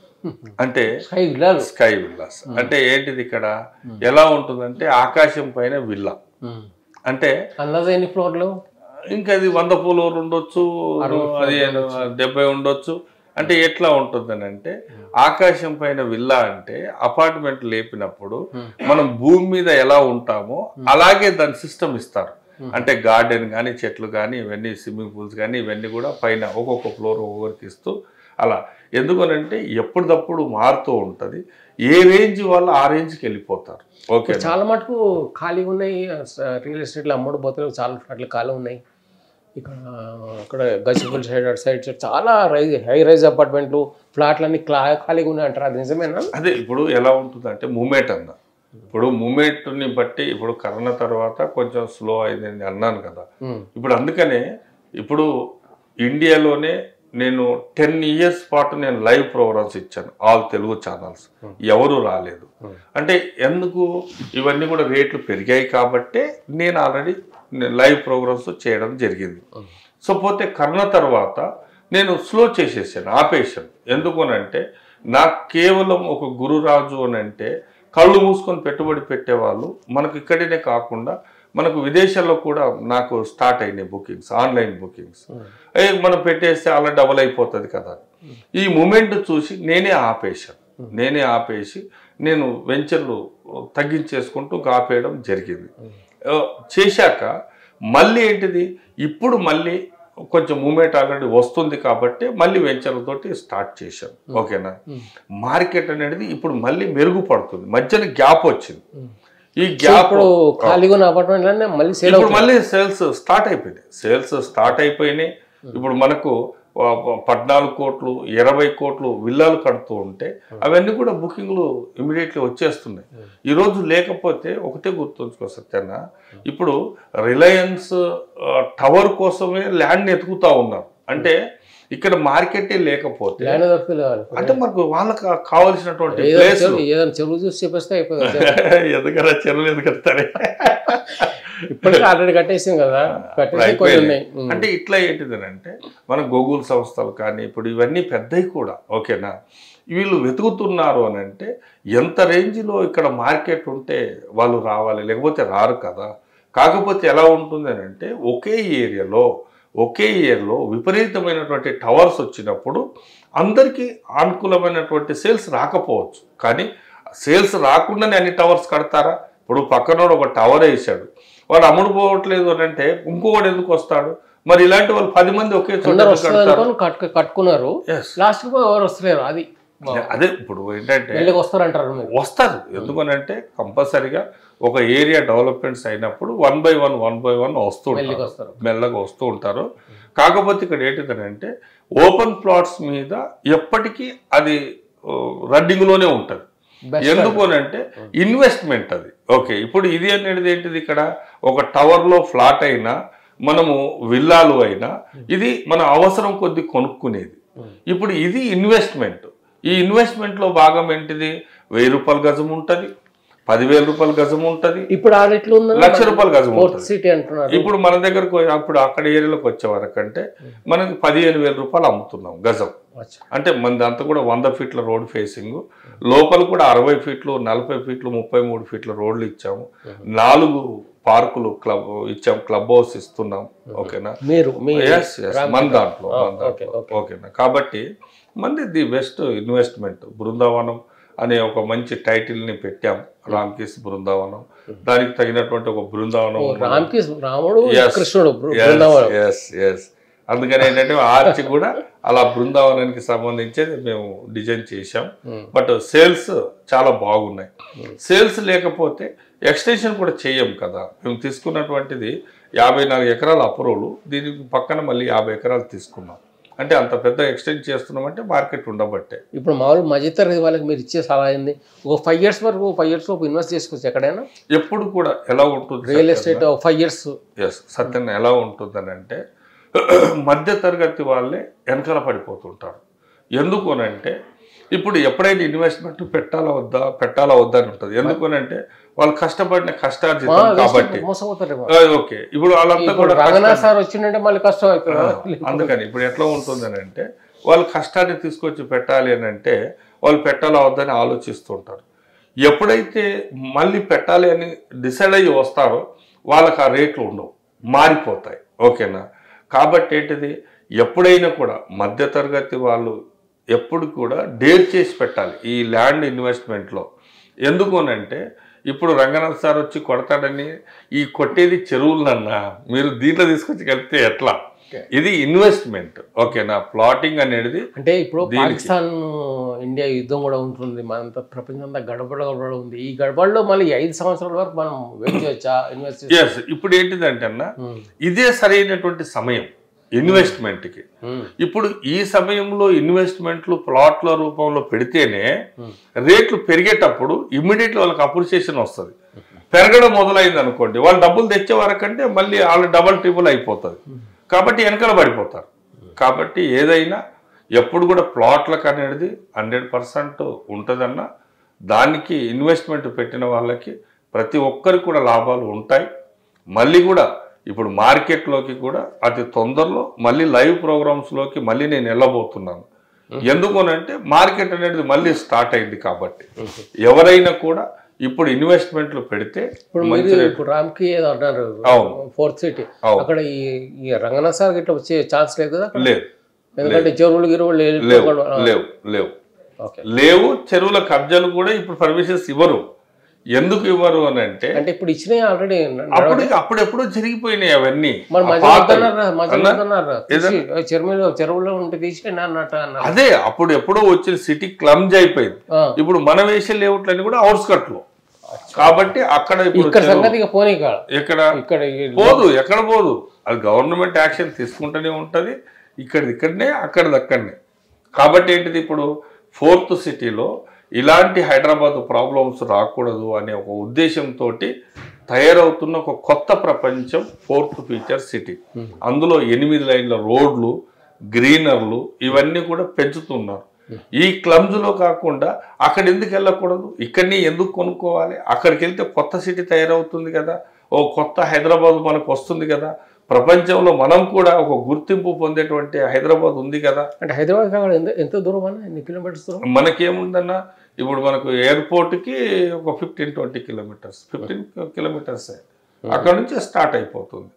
కాబట్టి మనకంతా కూడా ఇప్పుడు రింగ్ రోడ్ ఉంది, ఓకేనా, రింగ్ రోడ్కి దగ్గరలోనే. తర్వాత మళ్ళీ RRR వస్తుంది, RRRకి లోపల అవుతుంది. ఇప్పుడు RRRకి లోపల అవుతుంది కాబట్టి రోడ్లన్నీ కూడా పెద్ద రోడ్లు కదన్నా. అంటే ఇక్కడ నుంచి 10 నిమిషాలు 20 నిమిషాలు పోవచ్చు అక్కడ మీరు అన్న ఎయిర్పోర్ట్ నుంచి వెళ్ళిపోవచ్చు కదా. ఎయిర్పోర్ట్ నుంచి వెళ్ళిపోవచ్చు. ఎయిర్పోర్ట్ దాకా ఎట్లా పోవాలి? ఇక్కడ హైదరాబాద్ లో ఎయిర్పోర్ట్ ఏముందన్న, గచ్చిబౌలి రింగ్ రోడ్ ఎక్కితే ఎయిర్పోర్ట్ లో దిగుతాం కదా, అక్కడ అంతే కదా. Ring road national highway but అక్కడనే కదా. కాబట్టి ఏం కదంటే ఇవన్నీ కూడా ఇప్పుడు చక్కగా 4th ఫీచర్ సిటీ. చాలా మందికి డౌట్స్ ఉంటాయి, అవుతుందా లేదా, ఓకేనా, రింగ్ రోడ్ RRR వస్తుందా లేదా. బట్ అన్నీ వస్తాయని నమ్మాలి. నమ్మేం కాబట్టి గచ్చిబౌలి తయారైంది, నమ్మేం కాబట్టి రింగ్ రోడ్ వచ్చింది. ఇప్పుడు నమ్మాలి కాబట్టి 4th సీట్ వస్తుంది. రేవంత్ రెడ్డి వచ్చిండు, నమ్మాం కాబట్టి రేవంత్ రెడ్డి నడిపిస్తున్నాడు. నమ్మాం కాబట్టి మళ్ళీ ఇంకెవరైనా వస్తారో లేదా ఈయనేం చేస్తాడు. ఎవరు వచ్చిన ప్రాజెక్ట్ లాగవు కదన్నా, అంతే. ఎవరు వచ్చిన ప్రాజెక్ట్ లాగవు కదన్నా. ఇప్పుడు సెంట్రల్ గవర్నమెంట్ కొన్ని ఫండ్స్ ఉంటాయి, స్టేట్ గవర్నమెంట్ కొన్ని ఉంటాయి. కాబట్టి ఏంటంటే ఎవరు వచ్చినా నడుస్తుంది కదన్నా అట్లా. సో అది చాలా పెద్ద టాపిక్. మన రియల్ ఎస్టేట్ మాట్లాడితే ఇవాళ అయిపోదు, చాలా పెద్దది. సో ఇది తీసేద్దాం పక్కన. మీ సినిమాల సంగతి చెప్పండి. మీరు ఇటువైపు కూడా ఉన్నారు, మీరు సినిమాలు అంటే ఇంట్రెస్ట్ మీకు, సినిమాలు ప్రొడ్యూస్ కూడా చేసిండ్రు, ఇంకా ప్రొడ్యూస్ కూడా చేయబోతున్నారు. మీ అబ్బాయిని కూడా హీరోగా చేస్తున్నారు. ఆ సంగతి చెప్పండి, సినిమా సంగతి. మీకు ఎట్లా పుట్టింది ఈ వైరస్, ఎట్లా పుట్టింది ఈ సినిమాలు? అంటే వాస్తవంగా ఏంటంటే నేను 1984లో నేను వచ్చిందే సినిమా ఫీల్డ్కి. నేను చెన్నై, అక్కడ నుండి 90sలో ఇక్కడికి ఇండస్ట్రీ వచ్చినప్పుడు ఇక్కడికి వచ్చాం. బట్ అక్కడ నుంచి ఫస్ట్ అక్కడ ట్రై చేశాను. నేను ఆర్టిస్ట్గా వచ్చాను, ఆర్టిస్ట్గా వచ్చి నేను ట్రై చేశాను. అప్పట్లో సినిమాల సంఖ్య లేదు, చాలా తక్కువ, ఓకేనా, చిన్నది అప్పుడు. బట్ అక్కడ ట్రై చేసాము. అప్పుడు ఉన్న కొద్ది మంది ఆర్టిస్టులు, వాళ్ళకి అవకాశాలు ఉండడం, కొత్త వాళ్ళకి ఉండకపోవడం, దానివల్ల ఇప్పుడు చాలా పెద్దది అయిపోయింది కదన్న. ఓటీటీలు వచ్చాయి, తర్వాత వెబ్ సిరీస్లు వచ్చాయి, సినిమా విస్తరణ పెరిగింది. ఈరోజు మన తెలుగు సినిమాలు ప్రపంచంలోనే ఆడుతున్నాయి పెద్ద పెద్ద కంట్రీస్లలో. కాబట్టి ఈరోజు పెరిగింది, ఆ రోజు లేవు. కాబట్టి వ్యాపారంలోకి డైవర్ట్ అయిపోయి ఇక నేను మళ్ళీ ప్రొడ్యూసింగ్ రంగంలోకి, మళ్ళీ సినిమా కాళమ్మ తల్లి అంటే ఇష్టం కాబట్టి మళ్ళీ ప్రొడ్యూసింగ్ వచ్చాను. నేను ధనుష్ది ఫస్ట్ సినిమా నాదే తెలుగులో, ప్రేమించాను నిన్నే అని చెప్పి సినిమా చేశాను. ఆడియన్స్ ప్రేమించారా? మళ్ళీ ప్రేమించాను నిన్నే. ఆడియన్స్ ప్రేమించారా? ఎవరన్నా సినిమా ఆడియన్స్ కొంచెం ప్రేమించలేదు. ఎవరు డైరెక్టర్ ఉండే దానికి? దానికి తమిళ్ కాజకిస్తాన్ అని ఆయన ప్రొడ్యూసర్ అక్కడ, ఇక్కడ నాది. ఇప్పుడు దాని తర్వాత ఒక కంటిన్యూషన్ లో ఒక డబ్బింగ్ సినిమాలు చాలా చేశాను. తర్వాత మనకు వచ్చేసి రక్షక భట్టుడు అని ఒక సినిమా చేశాం. రక్షక భట్టుడు ఆంజనేయునికి పోలీసు డ్రెస్ వేసాము అని, ఆంజనేయునికి షూ వేసామని మొత్తం తెలంగాణ, ఆంధ్రప్రదేశ్ అంతా కూడా కేసులు పడ్డాయి నా మీద. కాంట్రవర్సీ అయింది. నేను చేసుకోవడానికి కాదన్నా, జనరల్ గా వేశారు. ఎందుకనంటే ఆంజనేయునికి ఎలా షూ వేస్తావు, పోలీసు డ్రెస్ వేస్తావు అని అంటే దానికి క్లారిఫికేషన్ పాట పెట్టిందంట పాస్ట్ గా. అది ఇట్లా పెట్టిన అంత కాంట్రవర్సీ జరిగింది మొత్తం ప్రపంచం అంతా. మా తెలుగు వాళ్ళు ఇంకా మొత్తం ఇండియా అంతా కాంట్రవర్సీ చేసిండ్రు. ఆ తర్వాత పాట తీసేసిండ్రు. సో ఈ రకంగా సినిమా అంటే చేయడం వల్ల మనం ఏంటంటే క్లారిఫికేషన్ ఇచ్చాం. అంటే ఒక ధైర్యం ఉన్నవాడు ఆంజనేయులు కాబట్టి మనం ఎవరైనా కూడా పోలీసు వాళ్ళు మనం వెళ్ళని చోటకు కూడా వాళ్ళు ధైర్యంగా వెళ్ళగలుగుతారు కాబట్టి మనకి ఏదైనా భయం వేస్తే ఆంజనేయ అనుకుంటాం కాబట్టి అది క్లారిఫికేషన్ ఇస్తే ఓకే. దాని తర్వాత మళ్ళీ ఆనందం అని మళ్ళీ ఇంకో మనకు మలయాళం డబ్బింగ్ చేశారు, ఆనందం. ఆనందం అనేది రాలేదు. తర్వాత మనకు వచ్చేసి మీకు ఒక అమ్మాయి ప్రియా ప్రకాష్ అని చెప్పి కేరళలో ఒక అమ్మాయి కన్ను కొట్టి బాగా ఫేమస్ అయింది కదా. అది జస్ట్ ఒక కన్ను కొట్టి ఫేమస్ అయిపోతే క్లిప్ ని మలయాళంలోనే హైయెస్ట్ రేట్ ఫస్ట్ టైం నేను కొన్నా. అంటే కొత్త వాళ్ళతో highest rate super star rate కొత్త వాళ్ళ మీద అది వైరల్ అవ్వగానే కొన్నాను. ఓకే, అది కూడా పర్వాలేదు. తెలుగులో ఆల్రెడీ చేశాను. లవర్స్ డే పెట్టాను, లవర్స్ డే. తర్వాత మనకు సత్యప్రకాష్ డైరెక్షన్ లో ఉల్లాల ఉల్లాలని, సత్యప్రకాష్ ఇప్పుడు ఆయన డైరెక్షన్ లో ఉల్లాల ఉల్లాల చేశాను. ఇక నా సినిమాలలో మా సత్యన్న కూడా చాలా సినిమాలో మంచి బ్యూటిఫుల్ రోల్స్ వేసాడు. రక్షక భటుల్లో, ఉల్లాల ఉల్లాల్లో. ఓకేనా, ఇలా అన్ని కూడా చేసుకుంటూ కంటిన్యూషన్ లో ఉన్నాను. మీ బాబుని ఇంట్రడ్యూస్ చేద్దాం అనుకుంటున్నారు, అది ఎట్లా, దాని గురించి చెప్పండి. ఇప్పుడు బాబుని ఏంటిదనంటే మన శేఖర్ మాస్టర్ గారి దగ్గర డాన్స్, శేఖర్ మాస్టర్ డాన్స్, మన డాన్స్ మాస్టర్. తర్వాత సత్యానంద్ వైజాగ్ ఆయన దగ్గర యాక్టింగ్, ఇలా అంతా కూడా ట్రైన్ అప్ అయిపోయాడు. అయిపోతే ట్రైనింగ్ లో ఉన్నప్పుడే దాదాపు ఏంటంటే ఒక 50 నుంచి ఒక 100 మంది వరకు అడిగారు, అంటే బాబుని ఇంట్రడ్యూస్ చేస్తామని. అయితే అప్పుడు ట్రైనింగ్ లో ఉన్నాడు అని వద్దు అన్నాను. ఒక మంచి సబ్జెక్ట్ తో చేద్దామనే దీంట్లో ఉన్నాము. బట్ ఇప్పుడు తొందరలోనే ఎంట్రీ అవుతాడు. ఇంకా రివీల్ చేయట్లేదు ఎక్కడ మేము అనేది. బట్ ఒక 2-3 సినిమాలు ఇప్పుడు కన్ఫర్మ్ అయ్యాయి. అవన్నీ కూడా ఏంటిదనంటే అవి రివీల్ చేయకుండా ఒకటేసారి ఎంట్రీ చేద్దామనే ప్లానింగ్ లో ఉన్నాం. ఏదైనా నేను ఆర్టిస్ట్ గా సక్సెస్ అవ్వలేదు కాబట్టి ఇంకా బాబు నుంచి అన్నా అది చూసుకుందాం అనే ఉద్దేశంతో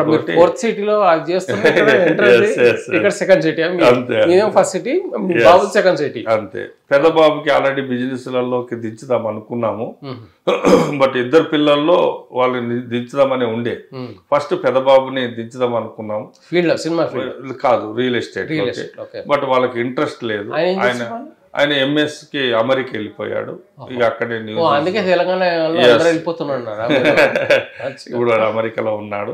ఇక చిన్న అబ్బాయికి సినిమా ఇంట్రెస్ట్ కాబట్టి ఇక మాది ఆయన రూపంలో చూసుకుందామని ఎంట్రీ చేశాను. పిల్లలకి ఏది ఇంట్రెస్టో వాళ్ళని బలవంతం చేయలేదు, ఫ్రీగా పెట్టాను. అది. సో పిల్లాడు త్వరలో రాబోతున్నాడు, త్వరలో చేయబోతుంది. ఇప్పుడు ఇండస్ట్రీలో కూడా ఒకప్పుడు మనకు థియేటర్స్ అవన్నీ కూడా ప్రాబ్లమ్స్ ఉండే. అంటే అప్పుడు అన్ని కూడా సింగిల్ థియేటర్స్ ఉండడం, వాటిని ఏంటిదంటే మనకు అవి మల్టీప్లెక్స్లు వచ్చాక ఇవన్నీ కూడా తగ్గిపోయినాయి. ఈ మల్టీప్లెక్స్లు వచ్చిన తర్వాత సినిమా స్కోప్ కూడా పెరిగింది. ఇప్పుడు అందరికి కూడా థియేటర్ల ప్రాబ్లమ్స్ కూడా రావట్లేదు. ఏ సినిమా అయినా కూడా ఒక షో అన్న కూడా 2 షోలు అన్న కూడా వేస్తున్నారు. ఓటీటీ ఉంది. ఓకేనా, ఇప్పుడు అంతా కూడా సినిమాది బాగా ఫ్యాన్ పెరిగింది. ఇప్పుడు ప్రేక్షకులు కూడా ఏంటిదనంటే ఎంత పెద్ద హీరో, ఎంత పెద్ద బడ్జెట్ అనేది కూడా చూడట్లేదు. కంటెంట్ కొత్తగా ఉందా, కంటెంట్ బాగుందా, కంటెంట్ బాగుంటే మనం కొత్త సినిమాలు బ్లాక్ బస్టర్ చేస్తున్నాం. ఇప్పుడు టాలెంట్ ఇది ఏంటిదనంటే ప్రూవ్ చేసుకోవడానికి ఒక టెక్నీషియన్ గా, ఒక డైరెక్టర్ కానీ, రైటర్ కానీ, వీళ్ళ ఒక ఆర్టిస్ట్లకు కానీ, ఇవందరికి కూడా ఒక మంచి స్కోప్లు అనేది ఇప్పుడు మంచి వాతావరణం బాగుంది. మీ రియల్ ఎస్టేట్ సంగతి కానీ ఈ వాతావరణం అయితే బాగుంది. Okay, super. అయితే మీ బాబు కూడా త్వరలో వస్తున్నాడు. మళ్ళీ మీరు యాక్టింగ్ ఏమైనా చేసి ఛాన్స్ లేవన్నా? నేను ఆల్రెడీ చేస్తూ ఉన్నా. అంటే ఇక ఏంటిదంటే మధ్యాహ్నం కొంచెం వదలకుండా మనకు అన్ని కూడా సినిమాలన్నీ కూడా ఇక ప్యాషన్ కాబట్టి ఆర్టిస్ట్గా మనకు నందమూరి చైతన్య కృష్ణ ఒకటి బ్రీత్ వచ్చింది. ఆ బ్రీత్ సినిమాలో నాకు ఆల్రెడీ తీసుకున్నాడు బాగా మంచి. ఇప్పుడు నా క్యారెక్టర్ కూడా మంచి హోమ్ మినిస్టర్ చేశాను. చైతన్య కృష్ణ, నందమూరి ఫ్యామిలీ, అందులో హోమ్ మినిస్టర్ చేశాను. రిలీజ్ అయింది బ్రీత్. అందులో ఆల్రెడీ మంచి మంచి థ్రోట్ క్యారెక్టర్ అది హోమ్ మినిస్టర్ చేశాను, అది కూడా బాగా ఇదైంది. ఇప్పుడు మళ్ళీ రిలీజ్ కూడా అంటే చాలా సినిమాలు చేశాం. నేనందరి ఆలి, బ్రహ్మానందం, శివాజీ రాజా, రాజప్రసాద్ అందరితో చేశాను, చాలా సినిమాలు చేశాను. కాకపోతే ఏంటంటే నేను చేసిన సినిమాలో అవి సక్సెస్ క్యారెక్టర్ రాలేదు కాబట్టి మనం ఆర్టిస్ట్కి ఇవ్వాలి. ఇప్పుడు మళ్ళీ ఆల్రెడీ ఇప్పుడు నాకు చేసిన సినిమాలు ఉన్నాయి రిలీజ్కి. ఇప్పుడు ఎర్రచీర అని చెప్పి ఒక సినిమా ఉంది, అందులో మినిస్టర్ చేశాను, ఎర్రచీర టైటిల్. తర్వాత ఇంకొకటి వచ్చేసి జైహో రామానుజ అని చెప్పేసి అందులో ఒకటి మన గురువు గారి క్యారెక్టర్ చేశాను, రామాంజనేయులు క్యారెక్టర్. బట్ అది కూడా మంచి క్యారెక్టర్, దమ్మున్న క్యారెక్టర్. ఇంకా ఇలా చూడాలి. ఇంకా ఏంటంటే ఇప్పుడు మేము ఉన్నటువంటి స్థితిలో ఎవరిని పోయి వేషాలు అడగలేము, తెలుసు కదా, రేంజ్ కాబట్టి. ఓకేనా, ఇప్పుడు ప్రొడ్యూసర్గా మారిపోయిన తర్వాత వేషాలు అడగలేము. ఇప్పుడు మనకేంటిదంటే ఎవరన్నా ఇట్లా పిలిస్తే కంపల్సరీగా వెళ్ళి చేస్తాను, ఎస్. ఇక మనకేంటి నేను వెళ్ళి మనం అడగలేము కాబట్టి అదన్నా. సో మళ్ళీ ప్రొడ్యూసింగ్ ఎప్పుడు? త్వరలోనే ఉంటుంది, చాలా భారీ బడ్జెట్ లోనే ప్లాన్ చేస్తున్నాను. ఒక మెయిన్ ఒక స్టార్ హీరో ఉంటాడు, మన బాబు ఉంటాడు దాంట్లో. బాబుది వేరు, బాబుని ఆల్రెడీ అతని స్వతహాగా ఇంకా అతని డెవలప్మెంట్స్ స్వతహాగా నా ఎంట్రీ ఉండదు. బట్ ఒక స్టార్ హీరో తోటి ప్లానింగ్ ఉంది, తొందరలో మీకు అందరికి కూడా గుడ్ న్యూస్ చెప్తాను మళ్ళీ. ఓకేనా, థ్యాంక్ యూ. ఇంత టైం ఇచ్చి మీరు టైం వేస్ట్ చేసుకొని మాట్లాడి చాలా సంతోషం. మా సత్యన్న రావడమే మాకు మంచి ఇది. ఎందుకనంటే సత్యన్న మీరు ఆల్రెడీ మీరు ఏ క్యారెక్టర్కైనా యాంకరింగ్ అయినా మీరు ప్రాణం పోస్తారు. ఓకేనా, ఎందుకనంటే నేను చూశాను మీ టాలెంట్ ఏందో మా సినిమాలో పెద్ద క్యారెక్టర్లు కాబట్టి. బట్ భవిష్యత్ అనేది సత్యన్న చాలా ఉంటుంది. మళ్ళీ మీరు ఒక సినిమా అక్కడి నుంచి మళ్ళీ ఒక కొత్త అవతారం ఇక్కడ నుంచి మళ్ళీ దీనిలో వెళ్తున్నారు కాబట్టి ఇందులో కూడా యూట్యూబ్లో కూడా మంచి సక్సెస్ అయిపోయి మా సత్యన్న టాప్ పొజిషన్కి వెళ్ళడం అందులో గ్యారంటీ. థ్యాంక్ యూ అన్న, థ్యాంక్ యూ అండి. చాలా మంచిగా అనిపించింది మీతో మాట్లాడడం. సో మీరు కూడా మీ ఫోర్త్ సిటీ కూడా సక్సెస్ కావాలి, మీ రేవంత్ రెడ్డి కూడా సక్సెస్ కావాలి. మీ బాబు రేవంత్ రెడ్డి కాదు, మా రేవంత్ రెడ్డి కాదు, మళ్ళీ ఇప్పుడు మన రేవంత్ రెడ్డి ఓట్లు వేసే మన రేవంత్ రెడ్డి ఐడియాస్ కూడా బాగా సక్సెస్ కావాలని చెప్పి కోరుతూ మీ సినిమా కూడా సక్సెస్ కావాలి. All the best and thank you very much. Thank you అన్న, థ్యాంక్ యూ సత్యన్న, థ్యాంక్ యూ.